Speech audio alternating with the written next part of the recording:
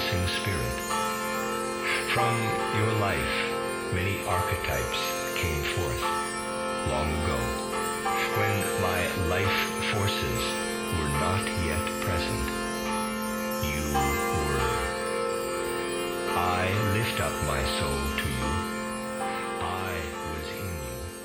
Hello once again, dear Halithaz content enjoyers, to another installment of our new podcast, again with me, Kyle.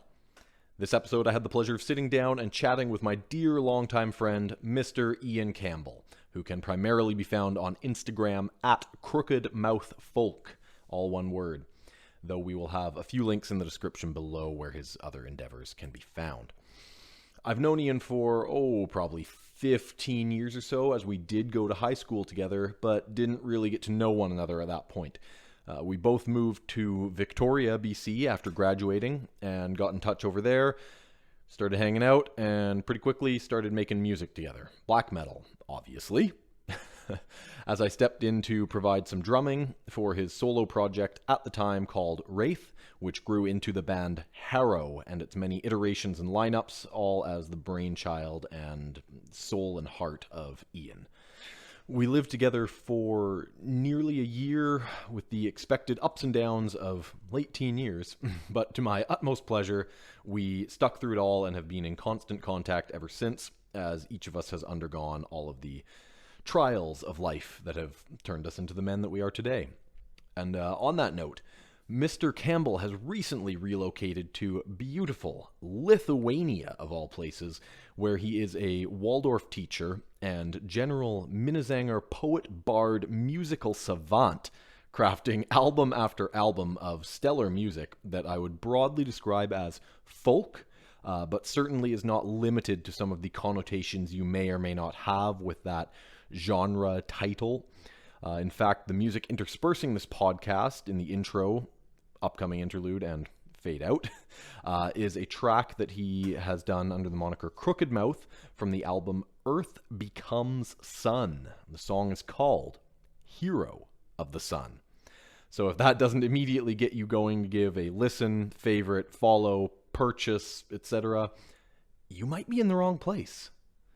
He has also been seeking out folk tradesmen, crafters, teaching himself a number of art forms such as wood carving, and just generally immersing himself in Baltic tradition and culture, really putting the pedal to the metal on actualizing his full potential, diving through the threshold into just glorious life to seek all that he can be, and I could not be more proud of this guy. Love him as a brother. He's a spectacular guy.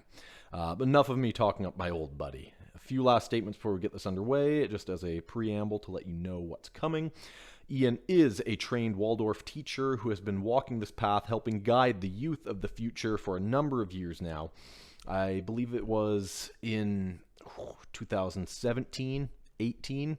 I visited him at the end of his training period, and as you'll hear me say towards the end of this chat, the approach to the world that anthroposophy and Rudolf Steiner's teachings put forward is exceptionally intriguing, and the first large segment of this episode, Ian gives us a rundown of the life of Rudolf Steiner, the founder of the anthroposophist movement and the Waldorf school system, among numerous fascinating other things.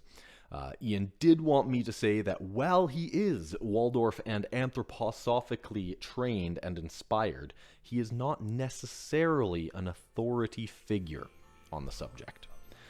So without further ado, ladies and gents, please enjoy with your physical, etheric, and astral bodies. My power of life radiated in your powers of life into space. My body began its becoming within time. You were.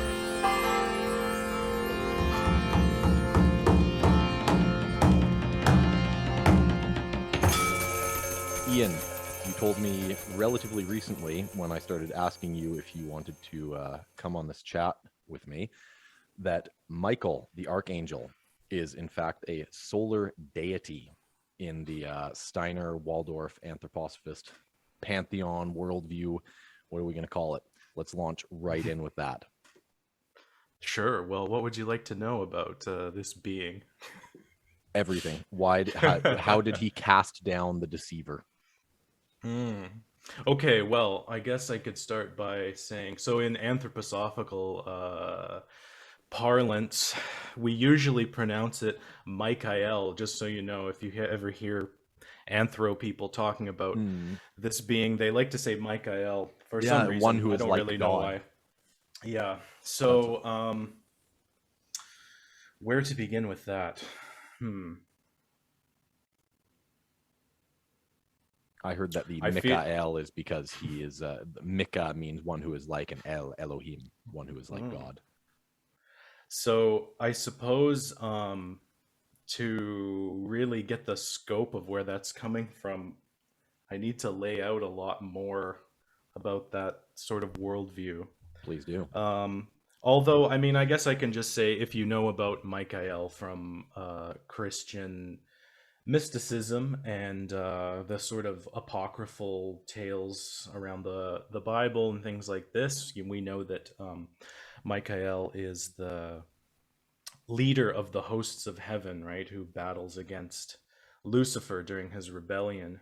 And he's the one with the flaming sword who casts um, Lucifer out of heaven and fights the dragon and all these sorts of things. So in Rudolf Steiner's time, he identified this being as sort of a he called it the time spirit, the zeitgeist, you know. Mm. So in his cosmology, he recognized that during the ages, different ages of humanity, um, in certain epochs seem to be ruled over by certain forces. And he said in our modern age, the time spirit is the archangel Michael. And that means that he is sort of the archetype which humanity needs to follow in order to complete the tasks that are set in front of us for this Ooh. period. So, in that way, Michael, you know, it represents this sort of shining this light on the darkness, the sort of light that you know, you can't hide from. It's the kind of light that illuminates everything and leaves you just with the stark truth, which is sometimes very difficult to deal with. Mm. You know, it's not a pleasant sort of thing.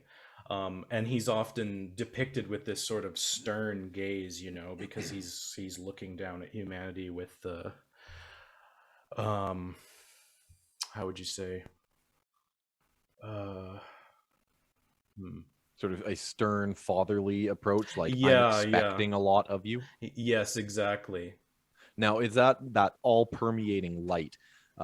Is that sort of, I mean, obviously there's across the board, everywhere we look, there's a blinding white, pure, holy light that can illuminate everything. And you say that it leaves you nowhere to hide, illuminates all the shadows. Is that sort of a, could we argue that's a Jungian, like it illuminates the shadow and incorporates it into a one wholeness thing? Well, I suppose I don't know that much about I don't know enough about Jung to comment specifically on. I mean, I know of the shadow and these concepts, but um, if we want to keep this in the sort of Steiner realm, he Yeah, has let's a do he that. has he has a concept that is actually sort of like Jung's shadow, and it's interesting because they were sort of developed around the same time period as well. Um, but Steiner, in his book Knowledge of Higher Worlds, which is kind of his main like meditative text, you know, like exercises for the sort of meditations that he recommended.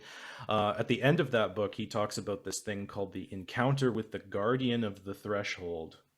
Mm. So, the guardian of the threshold, which Yes. I'm sure you recognize that term. Beware.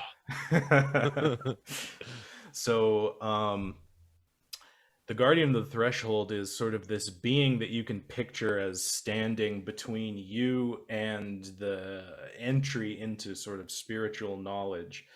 And what this being actually is all of the shadow aspects and weak parts of yourself and everything that is sort of the negative aspects of you, like this mirror of you that you're Mm, forced to confront before you're actually able to go past it.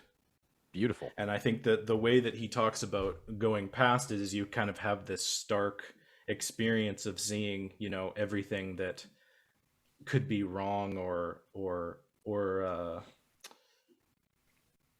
all the potential, by having this experience, you can see the potential that you could become if you worked through these things. Mm. And the way forward, the only way forward, is through dealing with that, and not casting your gaze aside and trying to avoid it. So I might be a And dummy here, that but I should know. But is Joseph Campbell, was that contemporary with Steiner, or is that after?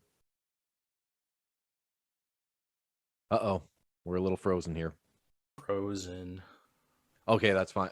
Did you hear my question? I can just cut and edit No. that part out. Yeah, just Um, say it again. so I should know this, but was Joseph Campbell contemporary with Steiner at the time, or was he after? Because this sounds incredibly obviously hero's journey, the threshold and everything. He's after. I think he started coming to prominence in about the 60s, Oh, and really? Huh. Joseph Campbell was a student of Jung.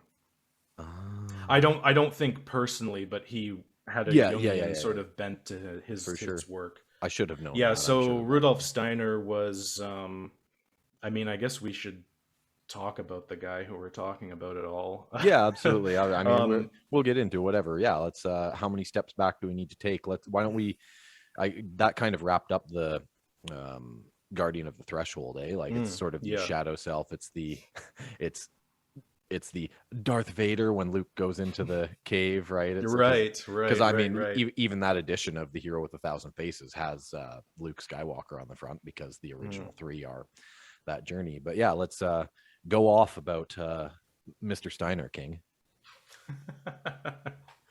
Okay, well, I guess I'll just I could kind of give a brief overview of his life, I suppose. He However deep was, you want to go. Yeah. I believe he was born in the 1860s or maybe the early 1870s, something like that. He was an Austrian peasant kid who rose through the academic world in and around Vienna around the turn of the century. And sometime when he was quite young, when he was about 18, well, actually, I should go back before that. When he was just a kid, he used to have experiences of communing with spirits. He had Mhm. a very his first ever encounter with this was seeing, basically having a really crazy ghost experience sitting at the train station that his father worked at, and this spirit seemed to come out of like the fireplace and was like trying to ask him for help in some way, and it was this woman, and she was like really distraught, and then she disappeared. And later he learned that his aunt had actually committed suicide at the moment that he saw this woman, and he Hmm. recognized that that was actually the spirit of his aunt that had come to Huh. try to ask him for help in some way. And these were the beginning of what he describes as clairvoyant experiences that he was having his whole life. Now, I realize probably some people who listen to your content and things might be a little bit weirded out by claims like that. Nah. And I must admit that they are somewhat strange, because I've never had, like, personally, I've never had an experience like that so stark of actually like seeing spirits or anything like this. But Hmm. with some of these people, I suppose you just have to take their word for it, Hmm. and kind of weigh their teachings versus any skepticism you might have, and Well, sort of try and find some kind of happy medium. stuff like that is so ineffable that Mm. we can't really put it into words. And so, yeah, I mean, as you said, you just kind of have to weigh it on their character, and Mhm. are they the type that seem like they would benefit from lying about this, or is it just like a dude, this bizarre thing just happened? Mhm. Mhm. But please continue. So anyway, this kind of kicked off a whole childhood of having these kind of strange inner experiences. He writes a little bit about this in his autobiography. But his unfortunately his autobiography was left pretty much unfinished because he died while he was writing it. Mm. And he only kind of gets up to a certain point. But so when he gets to about 18, he's taking the train from his village into the city and back every day, kind of like a long, and he had to walk a long time, because this is, just a peasant boy with his books, I can imagine, out on Uphill both ways in the snow. Yeah. So he met this man who was a herb gatherer, older than him, and he was like this mountain man, and he was a herb gatherer. He would and he was on the train. He would take his herbs into the city to sell. So they would talk with each other once in a while, and somehow Steiner eventually realized, like, the way that this guy would talk about plants and things, and he would talk about like being able to see the kind of elemental spirits behind each flower and different type of plant and all of this, and he had all this old Germanic knowledge about plant lore.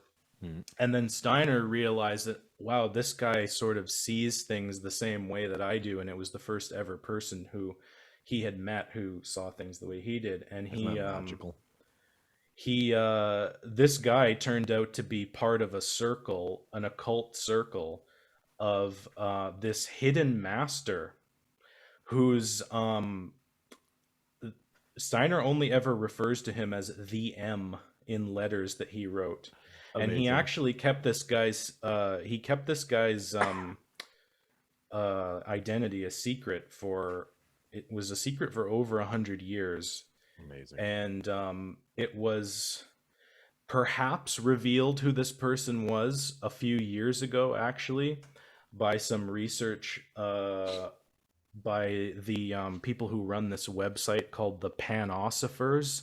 So if you want to look more into this, I would say go to that website and look up. But there's an article that's called like "Who Was Steiner's Secret Master" or something like this, and it's a whole big essay about this whole thing. So I don't want to get sidetracked with that, but it's an extremely sort of interesting story, because it's like something we read, expect from some movie, like discovering some secret occult circle from 100 years ago. And there's love people stuff that still like have that. the secrets.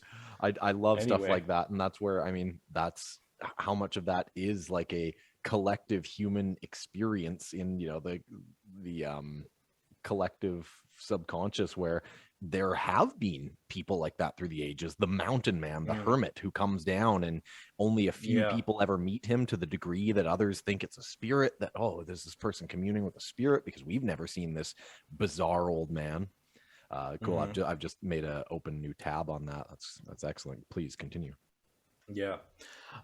So it seems like Steiner got his first sort of spiritual instruction through this circle of people, and he doesn't expand on this himself at all. So all of the information that's come through this has come through different biographers who have tried to figure out more about it after his death. But anyway, he seems, well, the one thing he does say is he was kind of given a mission by this person, and whoever this person was told him that he needed to infiltrate and fight the dragon of the material worldview from within. Woo! So in order to do this, he starts studying natural science. And he's studying natural science for a while at the university he's going to, and he eventually switches to philosophy. And he decided he was going to try to refute the materialist worldview from like this, from the scene of German idealist philosophy, which was kind of coming to its end at that point. And now we're getting into about, I think, the late 1880s into the 1890s. And he starts studying Johann Goethe as his sort of the guy that he's going off of for his worldview, and Goethe's view on nature and things like this. Eventually, he writes a book that's called The Philosophy of Freedom, which is his first main work. he always said for his whole life that that was his most important work and that people just didn't understand it. Mm, And he kind of expected that this work was going to blow the doors off of like the German philosophical scene at the time. But okay. it seems like what really happened is it basically went unnoticed. So I think he was pretty disappointed with that. Uh, Yeah. the I remember here years ago I was hanging out with some Gnostic groups, and they said that if you're reading any spiritual masters, it's actually best to begin with their last work and work backwards from that, so that you can see the culmination of their thoughts and processes, and then break it down into the individual steps as you move closer towards the beginning.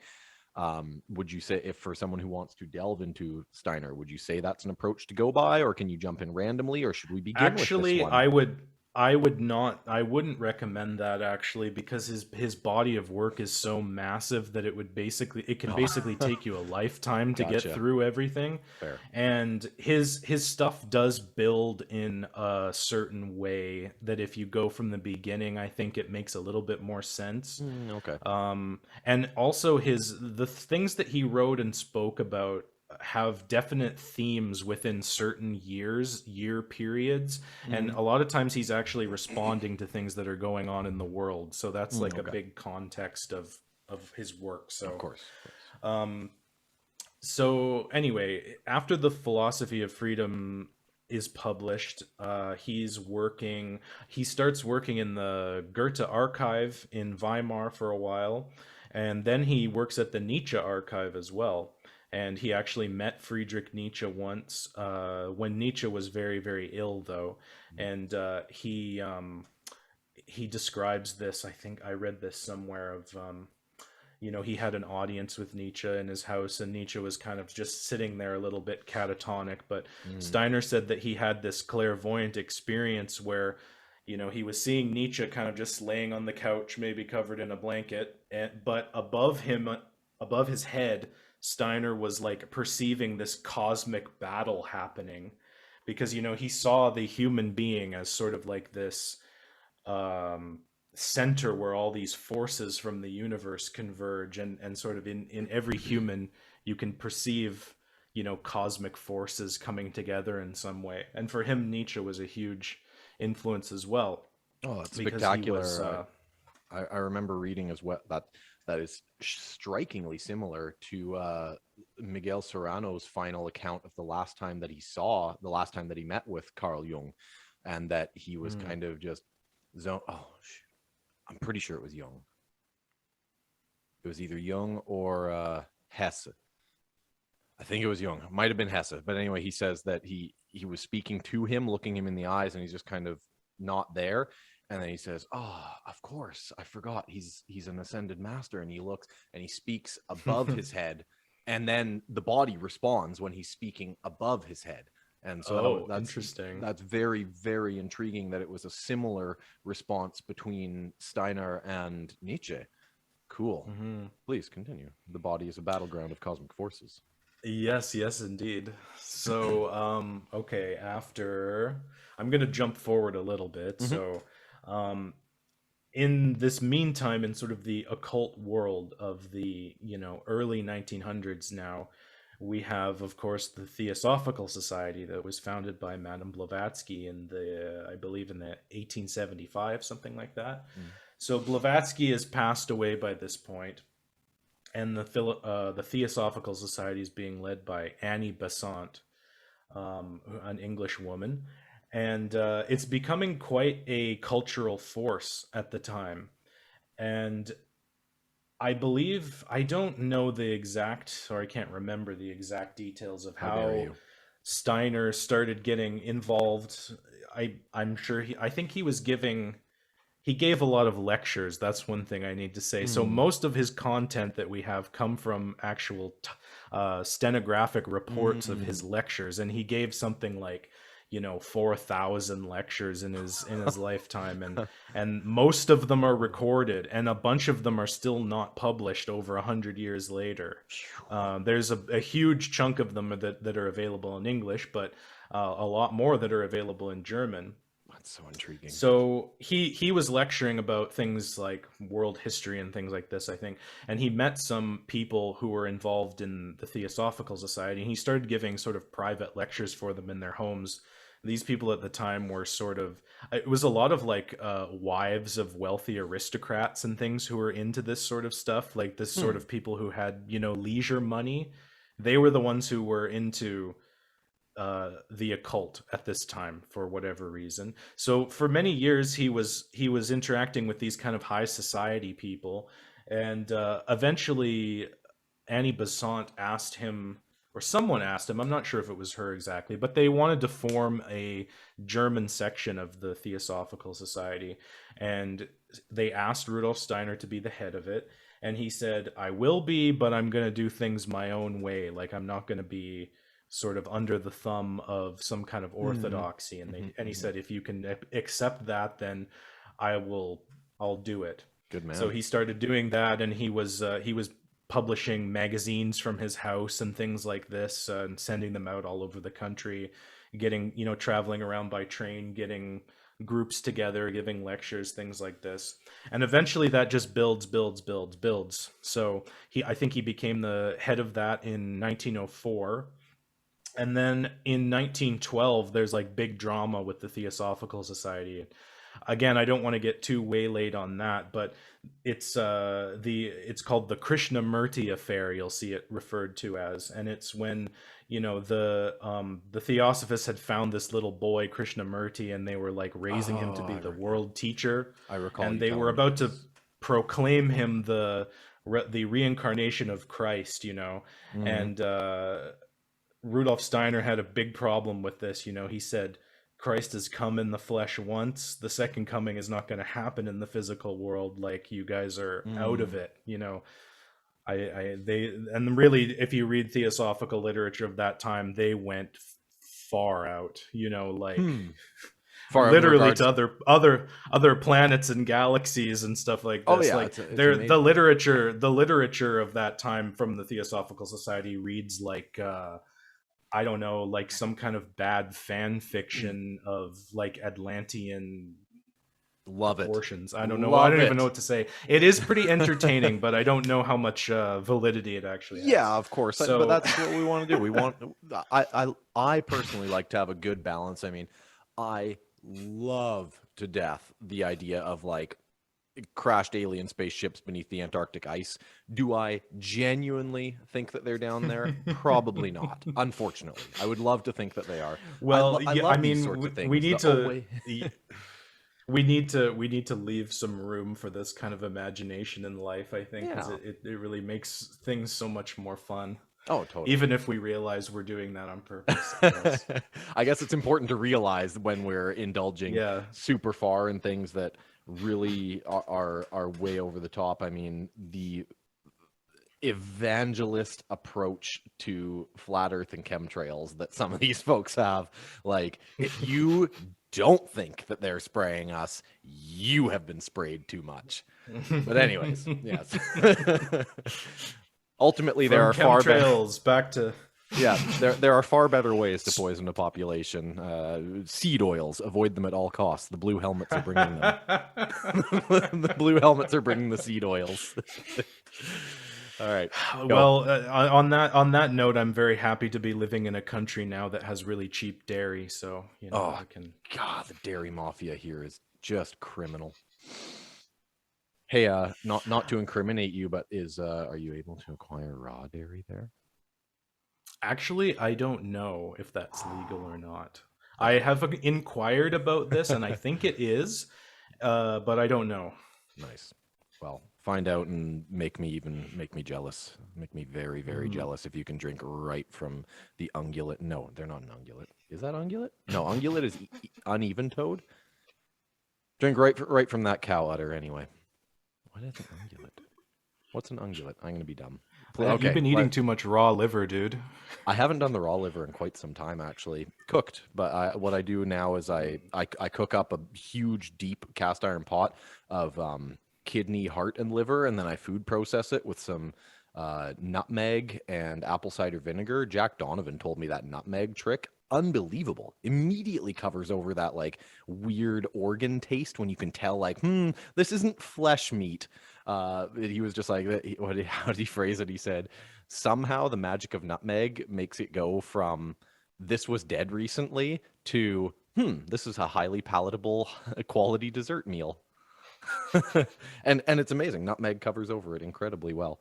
Um, so anyway, the theosophy schools were going way off the deep end. Steiner was running magazines. He was basically just taking life by the reins and showing them how it's done in a Germanic Faustian spirit. Yeah, so at this point in the story, he's attracted quite a few members. They've started a society, so people are signed up as members and things, and there's some social actions that are happening from these kind of things. I think they have I don't know, it's definitely thousands of people at that point. And anyway, there's lodges all over Germany and Austria. And because of this drama with between the Theosophist sort of headquarters, which is in India, and Steiner not agreeing with the direction that they're going, he takes a vote with all of the lodges, and I think all of them except one, or maybe it was all of them, I don't know, so don't quote me, but they all decide to leave, and he forms the Anthroposophical Society. So Okay. he has through this time he's kind of been building his own philosophy, and he's been espousing this the whole time. A lot of times he just called it theosophy because he was under their aegis at the time. But now he starts using the term anthroposophy, meaning the wisdom of man. Brilliant.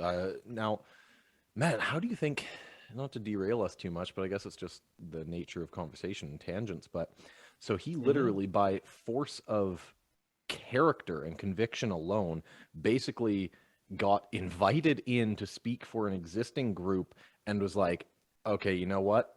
This is actually the way. And do you think I mean, obviously he's a figurehead and it's easier to acknowledge these people in hindsight, but do you think that he was just that force of character that like is that the way to go for starting up new schools of thought to just do you because it's so Well, hard because he essentially didn't build from the ground up in that sense because he was invited mm, to speak for these, and I guess just people of those existing societies went, oh well, this guy's talking a lot of sense and a strong character, let's follow him instead. yeah, yeah, you know what I think his secret, if there was one, besides maybe, being some kind of advanced initiate, which it Mm, seems like he was if you take that worldview that kind of thing exists, but he was someone who really he embodied his own worldview. He was not a mm, hypocrite. He was he showed up with his own teachings, living them. And it's in the occult world, I'm sure it was the same, if not worse, back then, with all these kind of dilettantish people that get mm. interested in the occult, and they've read a lot of books, and they, go to seminars, they go to lectures, But they can whatever. never be fact checked. Well, or look at how they are as a person, Mm, you yeah. know, like how many people have you met that really embody the teachings of whatever school that they're Mm, going down? It's a very rare thing. yeah. And he seemed to be just someone who actually did the work.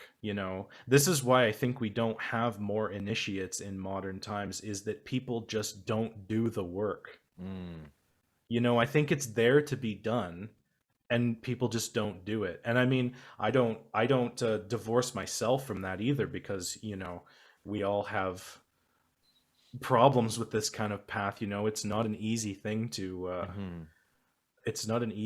take on. But so I don't mean to cast aspersions on anybody, but I just mean to say that people that become sort of advanced in this area, they're rare for a reason, I suppose. Mhm. And if you look at accounts from people that knew him, it seems that force of personality was a real thing. Like, I actually, so It's strange to think, but I stayed at a woman's house who was the daughter of one of his students. I think I recall you She's telling me an that. Yeah. Yeah, so this was in Vancouver. She's an old woman who lives in Vancouver. She was actually an adopted daughter. She was a war orphan of World War II. And her father was okay, maybe it wasn't her father. Well, her father knew Steiner, but her Hmm. grandfather was the actual personal student of him. And Okay. this guy was a count. He was a count in Breslau, which is now Wrocław in Poland. Hmm. Hmm. And this woman told me that.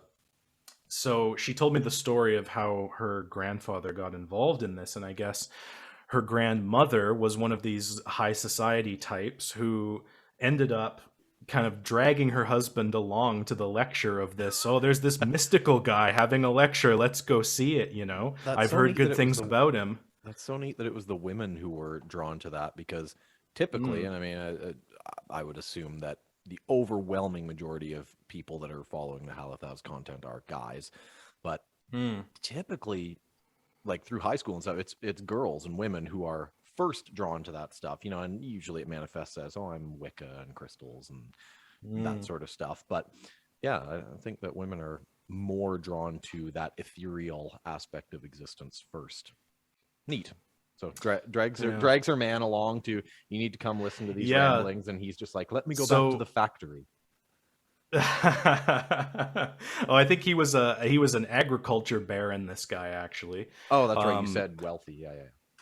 yeah.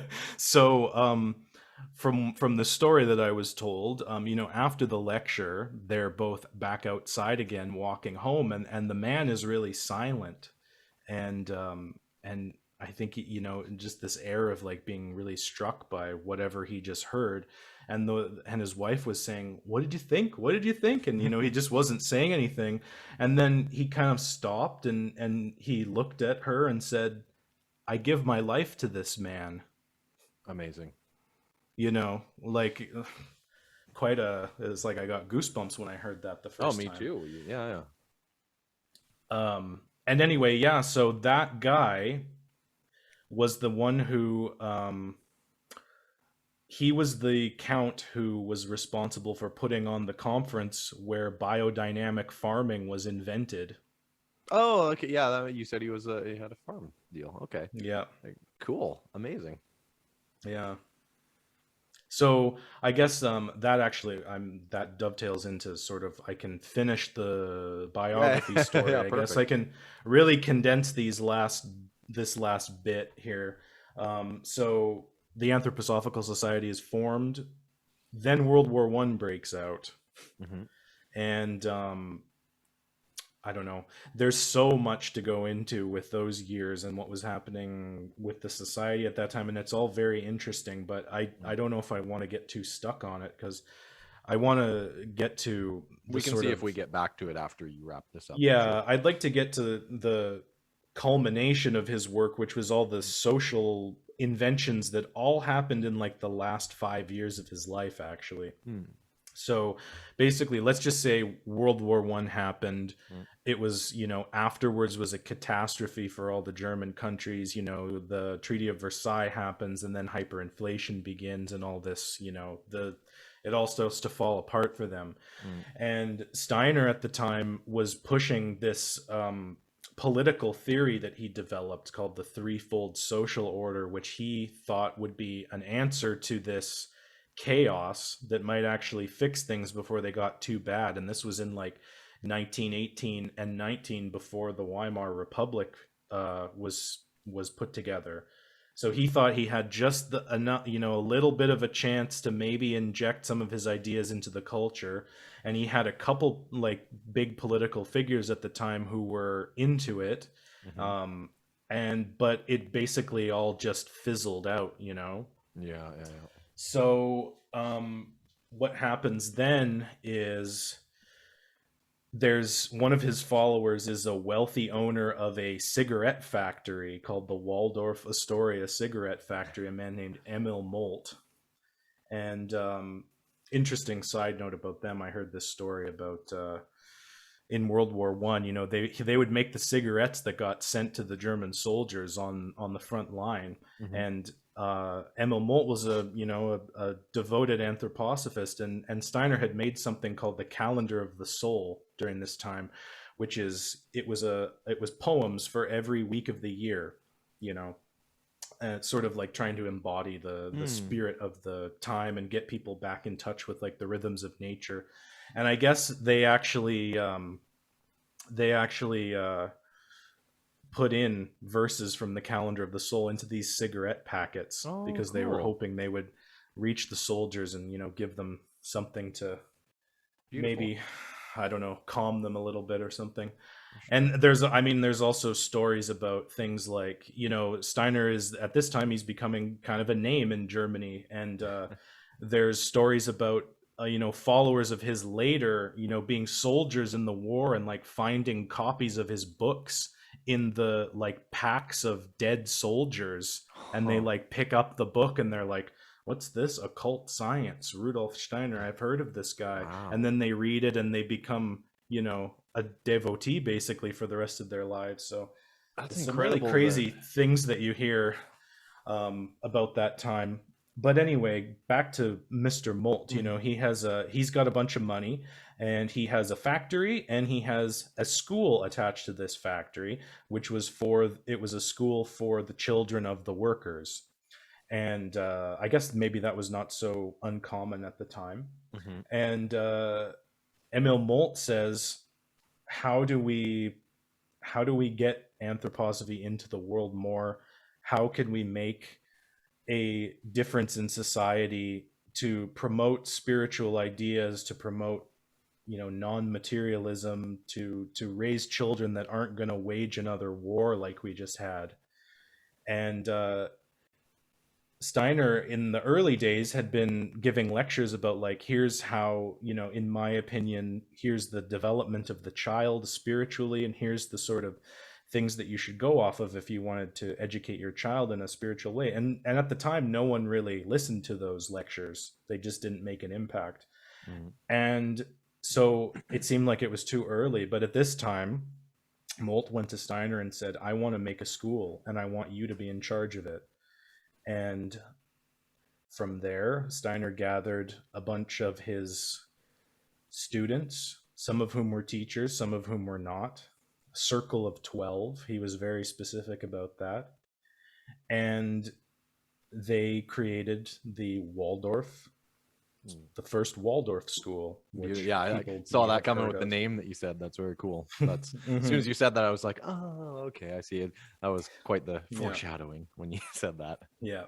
Cool. So it was originally just So for so that was originally just kind of a school for those factory workers, and because the factory owner well, was so invested in this, he started teaching that to the so children. before it was the Waldorf school, it was just for the kids of the workers. But then when they started, you know, when Steiner took over, he said, this is going to be for children of all classes and Mhm. of all you know, both genders as well, which that was apparently very revolutionary at the time. And they put together this curriculum based on Steiner's indications of the development of the child over, you know, from birth till 21, something like Mhm. this. Um, Yeah, I want to focus and again on that's what still we'll come back used to that as 7-year thing. yeah, it's still used as the basis of Waldorf education today, which I am a part of Mhm. at the moment and have been for about 5 years now. Yeah. Awesome. Well, we'll definitely we'll keep on that, but let's finish up these last 5 or so years of Steiner, just because Yeah, we're so close to it. I don't want to get derailed right now. sure. Yeah, so from there, I think the first Waldorf school opened in September 1919. And so from there, Steiner had a hand in it until his death, which was in 1925. So in those last years, it sort of saw a real explosion of creativity from him and from other people in the society as well. So they started trying to make businesses in sort of the style of anthroposophy, like commercial goods. They had um, a company called Der Kommen Tag, I think, the Mm. coming day. Mm. Apparently, that was a huge failure, and it cost them a bunch of money. Hmm. But they also, so he started giving lectures to all these different um, specialized groups of people who would come together and wanted to know, like, what were his thoughts on how can we spiritualize this thing or that thing, right? So there was a course for anthroposophical medicine, which is Mm. it was a huge thing, and that's still practiced today as well. There was the biodynamic conference, which invented biodynamic farming, Amazing. which is something that's still practiced today as well. Of course, all of these things are sort of still a bit limited, it's still very much a kind of underground counterculture type thing, but it wasn't meant to be at the time. They were really hoping that this would reach the mainstream, and it Mhm. almost did. It was like it was so close at certain points.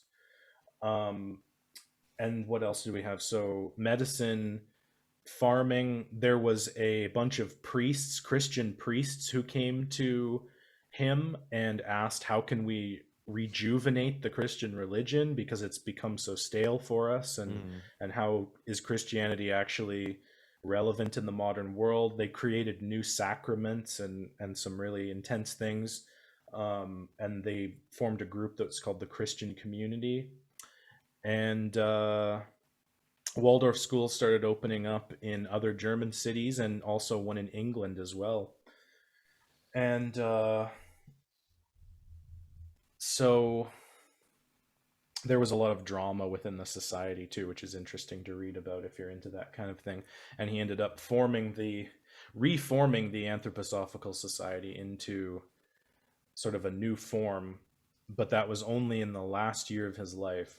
So one of the things I skipped over during the war was, this is very important for his death. There was, in Switzerland, he sort of made his home base in this little village called Dornach, Switzerland. And he started building a building there, which was supposed to be a modern mystery center. And it was called the Goetheanum. And it was built of wood, and it was built over many, many years with volunteers of all the people who followed him from many, many countries in Europe. And apparently, there's stories of there were soldiers in World War One who were on opposing sides of the conflict. They would get time off from being in the trenches. They would go to Dornach and work on the building together, Amazing. and then go back into the trenches and fight each other. Well, wasn't that part of the also like the So Austro-Hungarian War? Like at Christmas time, they all got together and like had drinks and exchanged gifts, and then went back to it. mm-hmm. Yeah. Wild. So the Goetheanum is almost completed, and at New Year's I believe in New Year's Eve 1923, it burns to the ground. Um, you can see photos of it, and see photos of the fire. You can see photos of the completed place, which are, I can only imagine how mind-blowing it must have been, because you can just see black and white, and to know it was all colorful inside and things.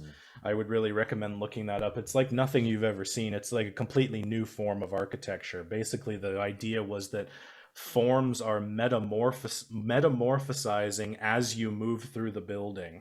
Non-Euclidean So it's like, geometry. something like that.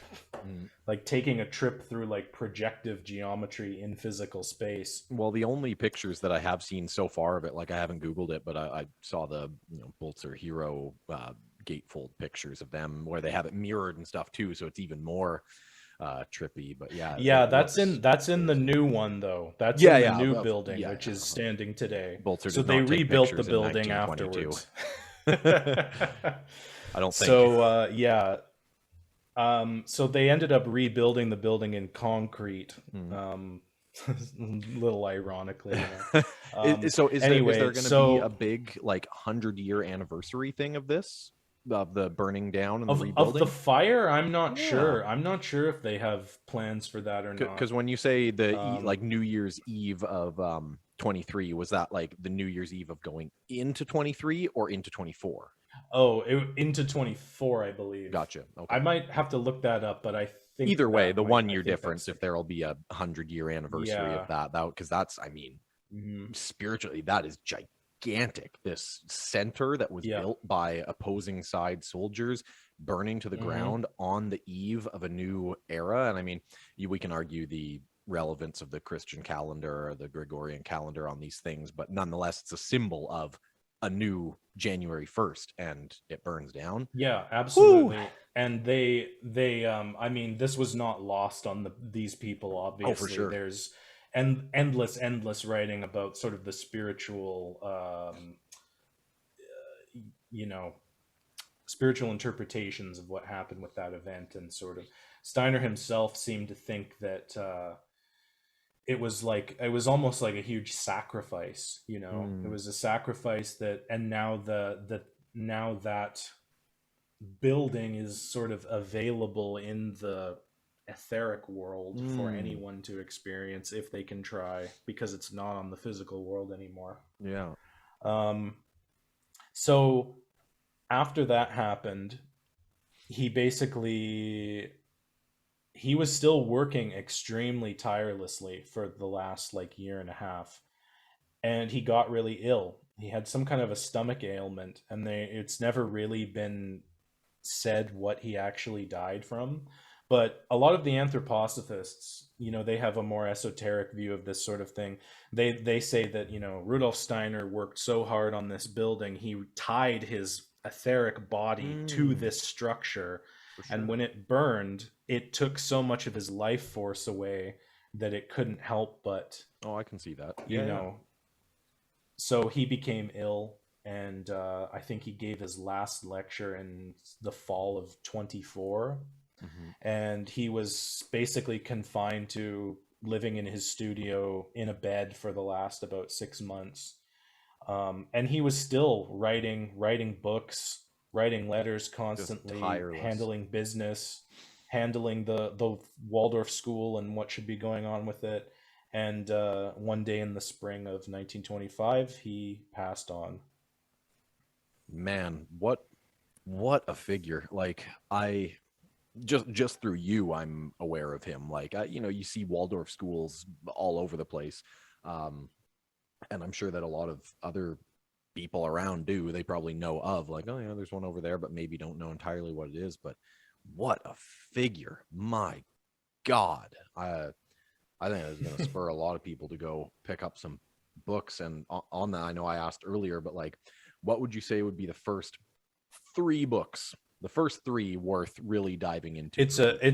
It's good that you asked that exact number, because there are three that I will say. Perfect. There are like the main three ones. Okay. So, okay, they were all kind of published around the same period, and they're all pretty early because they're like Hmm. foundational works. Yeah, I'm going to So, note these I down as mentioned well. before I mentioned before the How to Know Higher Worlds, and it's also translated under. There's two translations, and one of them has kind of a different name. It's called um, Knowledge of the Higher Worlds and Its Attainment. Those are both the same Okay. book. It's just different translations. So Okay. that's kind of like that's the most easy to read book that he ever wrote. It's written in sort of a friendly style Okay.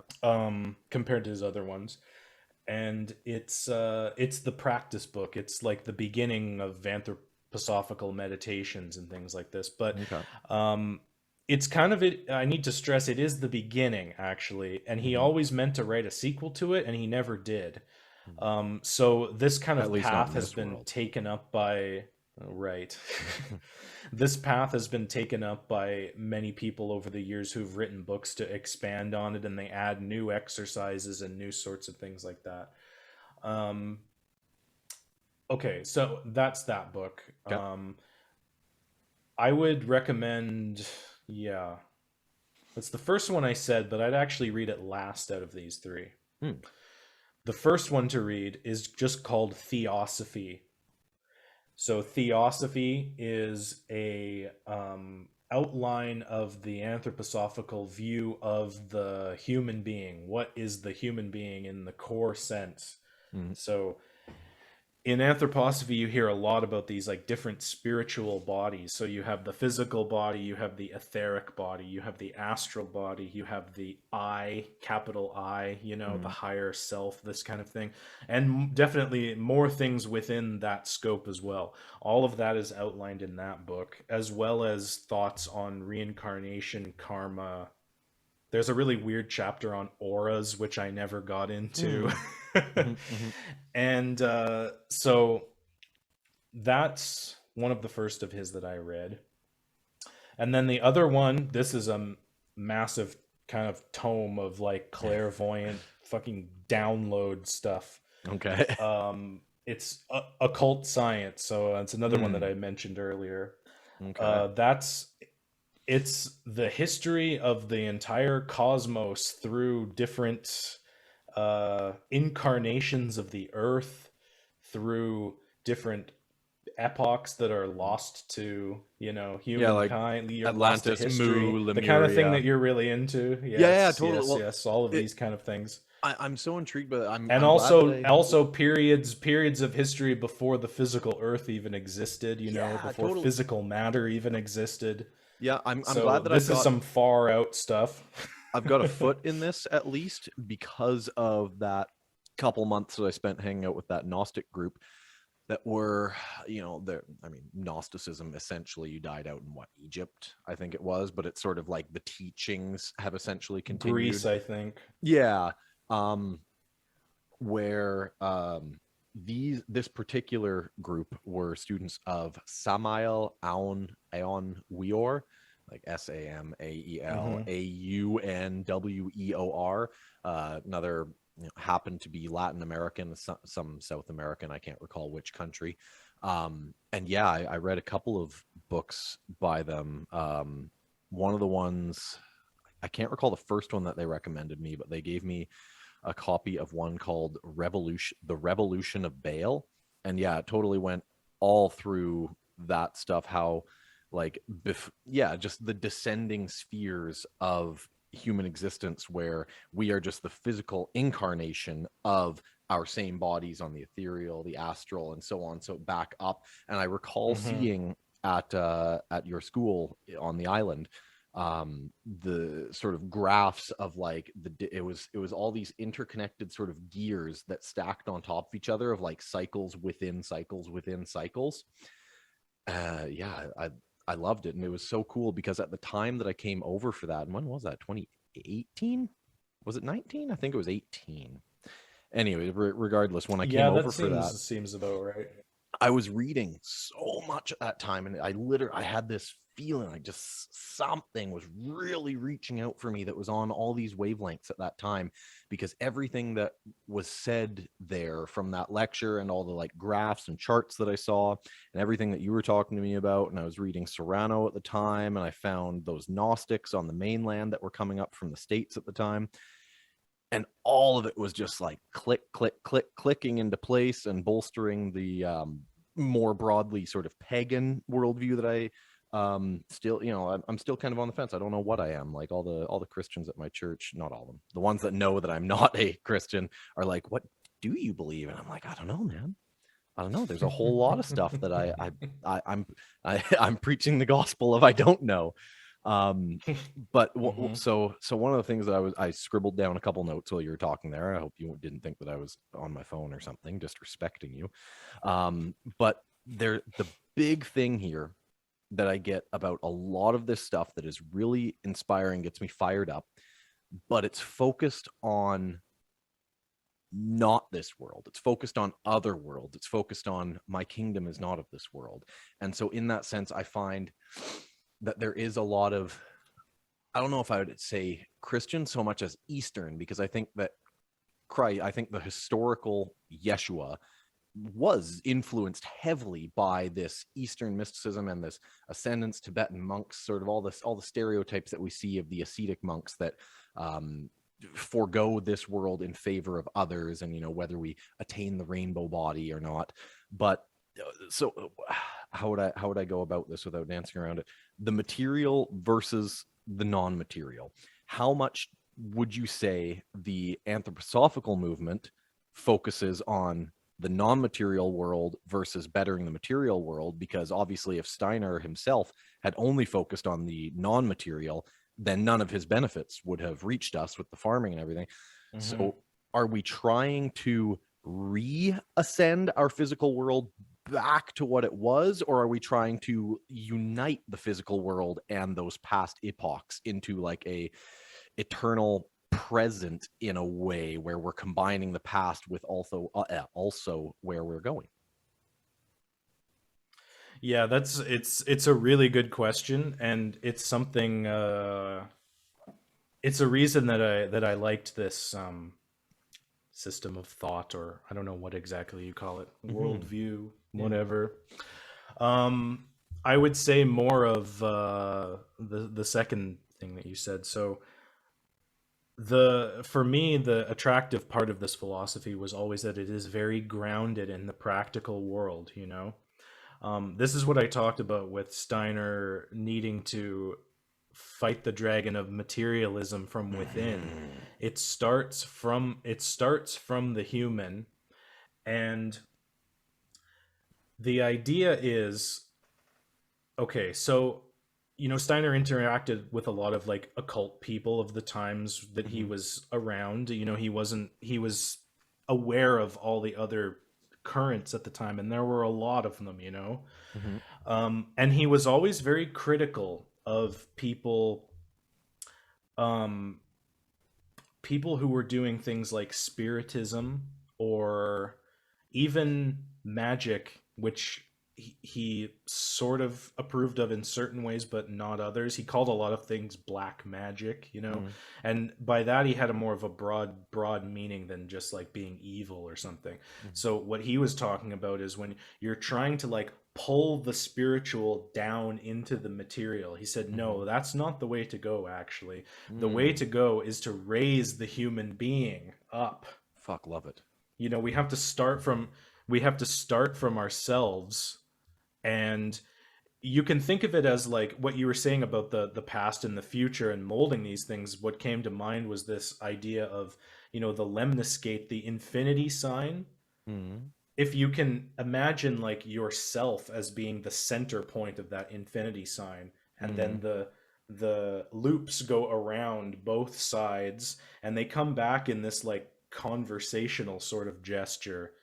And that's a really good image to hold in your mind when you're thinking of like a conversational attitude with the world, the physical world and the spiritual world, having them both flow through you back into each other, you know, this kind of thing.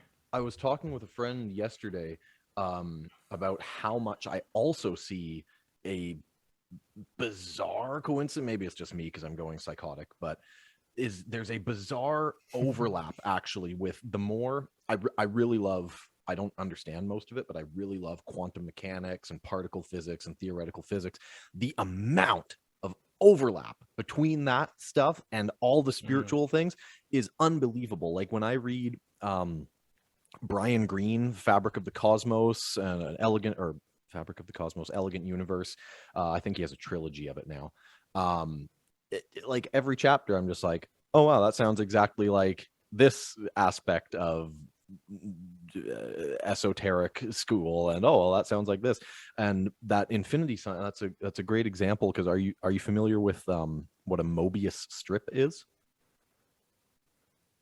Yes, I can picture that. I So- don't know so if I'd be able to basically- explain it in Yeah, words, but so basically you take a strip of paper, very long strip of paper, add a twist to it, and then fold it back in on itself. So you have this ring that one surface area it's only one surface area. It's a piece of paper, but when you twist it and connect it, if you put an ant on the paper, it can walk in a straight line.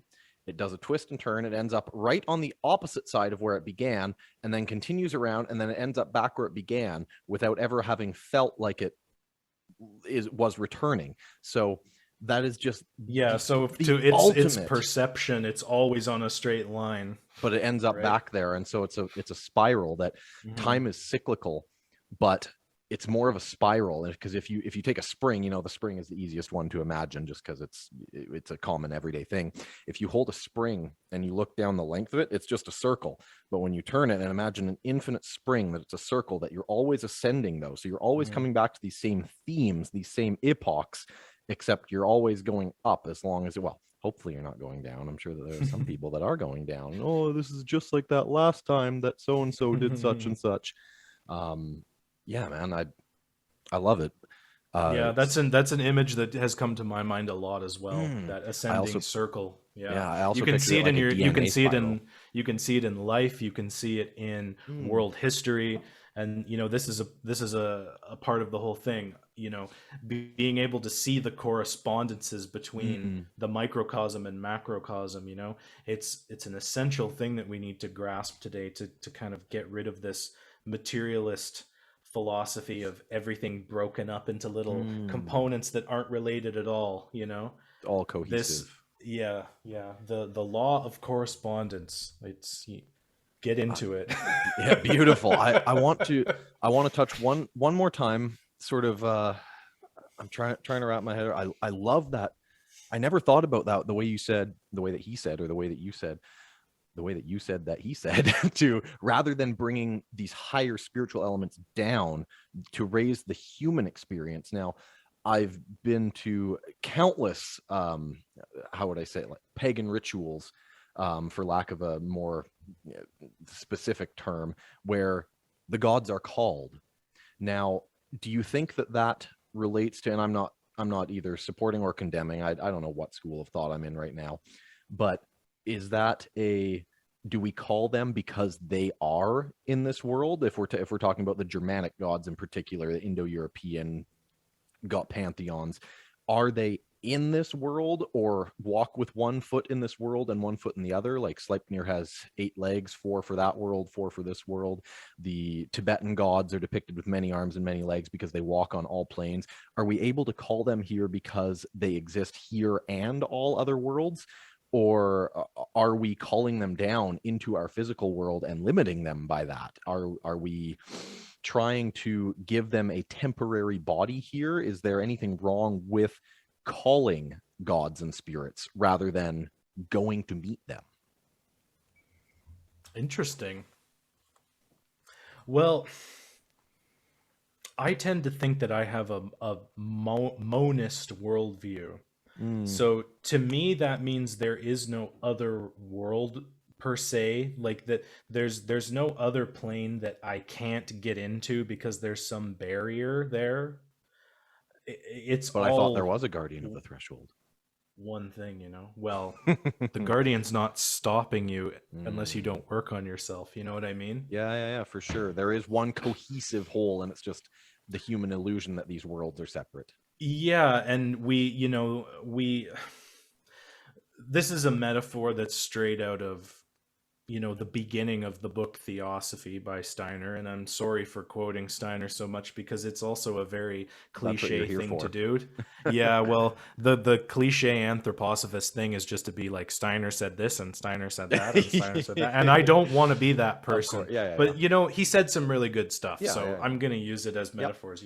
But like, I'll try and say it in some kind of a different way. But what kind of conception could you have of the universe and the world if you didn't have eyes? If the eye never evolved, there's an entire realm of existence that you just cannot perceive whatsoever.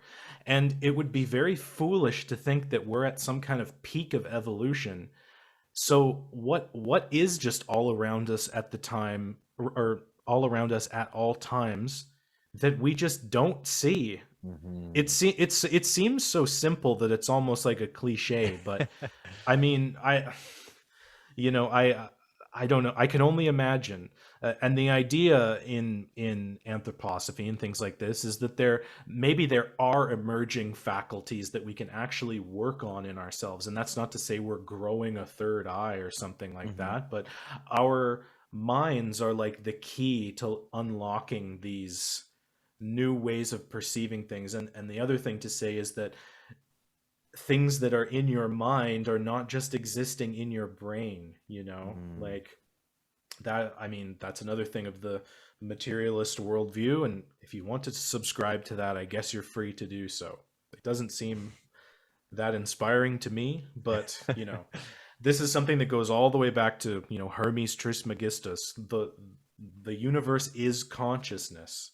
Hmm. So we can't divorce the things that go on in our mind, our imaginations, our pictures of things. These aren't just arbitrary things, you know. Mm. Um, yeah, I don't know. I feel like I'm starting to rant. I don't know. No, that's perfect. Um, honestly, I feel like we have like we went through Steiner's life. We covered a couple of the sort of contemporary issues of what about this and how should we manifest this and how should we go Mm, about enacting this. It kind of felt like we're at like the hour and 10 or so mark, which is mm. kind of what I wanted to aim for. um we can, if there's anything that you'd like to close on. I mean, we don't need to close right now, but if there's any topic that you would like to dive into that we haven't yet, feel free, hit me. Hmm. I don't know. I feel like I should bring that back around to. You were asking about calling on the gods. Yeah, I like that idea. That's interesting that it presumes that they aren't already present, doesn't it? Yeah, but I mean, I don't know. I don't have an issue with it, you know. Calling on entities is an Hmm. important thing, you know. Well, Um, are we just bringing them to the forefront of our consciousness, like they're always present, but by calling on them, we make ourselves focus on what they embody and represent? yeah, I mean that's how I would think of it. Hmm. And you know, who's to say that they are with you at all times, you Hmm. know? They maybe they can be, but they need to really enter, you know. There's I mean, I'm reminded of something. I don't know exactly where I read this, but um there's the idea that okay, I think I can articulate this now. So at one point, the picture of human history in this way, human spiritual history, is that this is tracked throughout the you know, history of human consciousness, and sort of how it evolved over, you know, who knows how long really. Hmm. But there was a time when human beings were basically always in the spiritual state. Hmm. You know, you could think of this from if you want to take a historical perspective, you could think of this as like the hunter gatherers, right? They would live in this. I can imagine them living in some kind of a state of, Yes, you know, this flow state they probably I lived can in, where relate totally. Yeah. everything was animated and everything was speaking to them in some kind of a way. Yeah. And you can take that picture of the human as living in the spiritual world. That's really what that is, you know. Hmm. And then the history as it goes on, the spiritual world actually pulls back from humanity, Hmm. because human beings are like, humanity as an entity is growing just like a child does. Yeah. And in a child you can actually see this. And I was skeptical about these ideas before I started working in Waldorf, and then I actually can perceive it with my own eyes, and it's very interesting Hmm. and pretty trippy in a way. But you can see this kind of openness to the world. It pulls back, you know, and then there's this like guardedness that happens, and then the individual starts uh developing from Hmm. inside out. And meanwhile, the spirit, the angel of the person, if you will, Hmm. is still there, Hmm. kind of like hovering over you, but it's not right there with you anymore. It's back a Hmm. bit, you know. It's hanging out back there. It's letting you be free, because you need to be a free human. You need, you know, to really develop. There's no development if you're just a puppet on a string of some Hmm. higher being, you know. Well, that's And the perfect because idea, I I wanted to dive into this actually, and I almost forgot. Yes, that 7-year cycle. I really like that Hmm. concept that it's kind of every 7 years, because rather than, us thinking about like, oh yeah, 5 is when we kind of start school, and then like 13 we go to like middle school, high school, 18 we graduate, we're an adult. This 7-year cycle seems much more cohesive, that you picture a newborn to 7 years old. At 7 years old, it's like, okay, that's a kid. That's no longer like a baby or a toddler. Yeah. 7 to 14, it's like, yeah, there are some 14-year-olds that are still kids.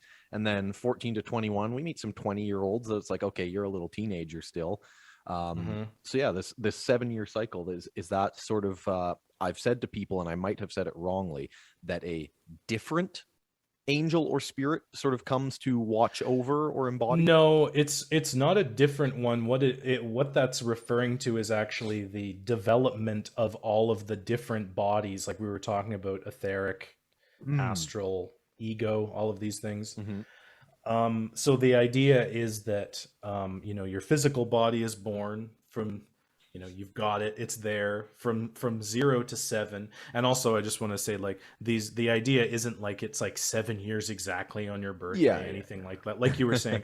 And in even in when we talk about child development in the Waldorf schools, they more talk about like 7 years and maybe like 1/3 and this kind of Mm. thing, because it's very like you'll actually see these things happen within a school year, and you can predict when they're going to start happening.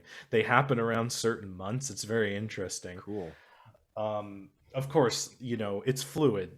Everything to do with the human is fluid, so that's something we need to get away from, is like these hard Mm. lines of things. But we still need schematics, they're useful. So we gotta have some kind of a marriage of the two things.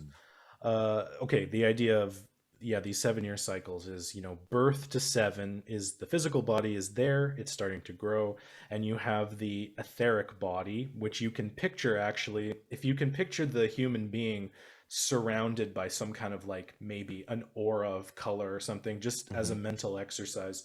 When it's a baby, its etheric body would actually extend out to like the whole, as far as you could see, because it's just being influenced by everything that comes to it from outside. Mhm. And the picture of it is, as the baby's growing, the etheric body is descending. It's getting smaller, it's getting closer, into like a little egg or something around the Mm. kid. And then it penetrates into the body itself, and it's part of that child. And what the etheric body is, we should maybe talk about for people who might not know these kind Yeah, of go on. terms. But it's the idea of like, it's what promotes growth and like the life force in your body. How there's, you look through the body with material science, and you can't find the thing that makes you alive, can you? Mhm. Yeah, yeah, yeah. Like, and it's kind of like the idea of, if you see a dead body, people say, I didn't recognize that person, it didn't look like Yeah, them, yeah, yeah. because their etheric energy is gone, Oh. it's gone back out into the cosmos. Is So the that's one picture of the etheric. And it also, it regulates things in the body. It's meant, mm. it's regulating your digestion, these unconscious processes. And So it's the also responsible for things like our habits. cool. So that's the animating force essentially. And I've Yeah, read the I couldn't prana, and yeah, and I couldn't tell you which exact authors it was. I'm spacing on it right now. But I believe in that 1800s German thought and the German philosophers, they made a distinction between the spirit and the soul. Is that yeah, something yeah, that is yeah. That's a big. related here? Yeah, it is. Although I don't know how I would relate those things with the etheric body exactly, but there's definitely a difference between soul and spirit. Hmm. Um, the soul you should picture as, your inner constitution of like your eternal forces that are yours, specifically your individual thing. Mhm. Whereas when we talk about the spirit, we're more talking about the outside, Mm. you know Spirit of the unseen time, things in that. zeitgeist, as we say. Yeah, Yeah, yeah, yeah. gotcha. All right, so ethereal body next. Yeah, and then we have the astral body is the other big one that we work with in Waldorf education. So in within the curriculum of our teaching, we're actually trying to help develop these things in sort of a healthy way. That's what a lot of it's based around. So I'm an elementary school teacher, so I'm working in the realm of the astral, which is 7 to 14. Hmm. And the realm of the astral is the really fun one for kids. It's the development of emotions. Yeah, cool. Emotions and the mind. The astral body is um it's kind of like the more animalistic part of our mind. Hmm. It's like the emotions, strong emotions. It's related with like dreaming, things like this. Uh, it's also related with motion. It's kind of like your animating force Hmm. in terms of motion, and your ability of your mind to travel to different places. Okay. You Yeah, can yeah, yeah. stretch your mind out and imagine anywhere you want, anywhere in the cosmos. Hmm. So that's it's a repetition, and the astral body is being developed in that stage. Hmm. And the idea for teachers is actually that we are teaching from, in each of these stages, we're supposed to be teaching out of ourselves from the stage which is higher up. Hmm. So I'm trying to develop the children's astral bodies as best I can, along with whatever else I'm teaching them, that's, Hmm. Yeah, yeah, yeah. required by the government. Yes, for um, sure. and but I'm teaching from the place of a developed ego. So I'm like Mm. giving them the content through this other kind of feeling. Cool. Yeah, yeah. So and then 14 to 21, that is when we're educating the ego in the sense of the real individual. Mm-hmm. Cool. And then is that to what extent are there teachers for that range? Because typically we graduate at like 17, 18, but then there's still 3, 4 more years to Yeah, well, I mean, that's a conundrum of Waldorf education too. Is it can only really be incarnated in the ways that are actually really practical with the society that you live in. And there have been attempts at Waldorf inspired higher education. There's a Mhm. few places in the States that actually do that now. Hmm. And they're very much unorthodox. They're not academic or anything like that. I think they more focus on practicality, life skills, farming, all these kind of things. But All it my is kind homies of an hate extent. academia. It's an extension of what we would be teaching them in high school. I Yeah. see. Cool. Um, all right, let's touch on this one more time and say, is there any other thing that you would like to cover? Is there anything else that you think would be a poignant thing? Not that I can't have you back on because this has been obviously brilliant. You and I haven't actually sat down and had a proper discussion in a long time now. Like we volleyed a couple of messages Mm-hmm. here and there, but I mean, we missed out on hanging out before you departed. Um, Yeah. so obviously this has been a blast and it's a topic that's great. We flowed well we know each other. We've got a decade of history now. Um, yeah, I can have you back on, obviously, and we can talk about like off air. We can talk about what sort of topics we want to cover. But is there anything else that is pressing that you need to share about Steiner or what's going on in regards to these things? Well, I would just say that maybe the last few years has actually seemed to have seen a real uptick in the interest of this man's ideas. Mm. And of course, it's very interesting that it's coming near the 100th anniversary of his death. Mm-hmm. He talked about, when he was alive, he talked about the idea that the work of a human being doesn't really reach its full potential until at least 100 years after they die. Wow. So I guess we'll see what happens with that. But um, let's just say that I think his work is probably more important than ever. I didn't really go into the kind of predictions he was making about the world 100 years ago, and the some of the more the adversarial forces and how they're working on us, and the kind of things that have come true. So there's a lot. I mean, I really did just give like a brief overview, and we didn't really even go into like the guy's work all that much. Oh, of course. Well, you said he wrote however Um, many 100 books and 4,000 speeches and everything. I don't think that we could cover that in all the chats that we can have going forward, but that's one that we should touch on next time. Our harmonic forces next time. For sure. Yes, I would love to talk about they... the Matrix from a spiritual perspective. Talk about Maya. Great. Yeah. So anyway, in closing, I suppose I would say, you know, if you feel called to, try checking this stuff out. It's there's some answers, I think, to the riddles of our times that are present in some of these ideas. But they're not easy, you know. It takes a lot of work to get through his stuff, and sometimes it can seem really weird. He made some claims that really like make you kind of lean back and say, what did he just say? Like, just, but in the way that it's not in the way that it's controversial, in the way that it's like a thought that you can't imagine how a human being came up with that thought.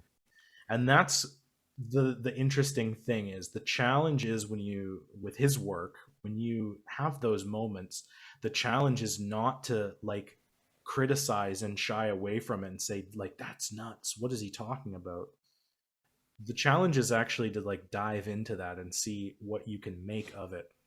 And I think that's why he made those kind of, I'm being very vague here, but you know, I could give examples, but I think people should just try it for themselves. Just be aware that it's a challenge, and in my opinion, it's worth the challenge. Beautiful, man. Yeah, well, I mean, nothing worth having comes easy. You only obtain by challenging that guardian of the threshold, by telling him, beware.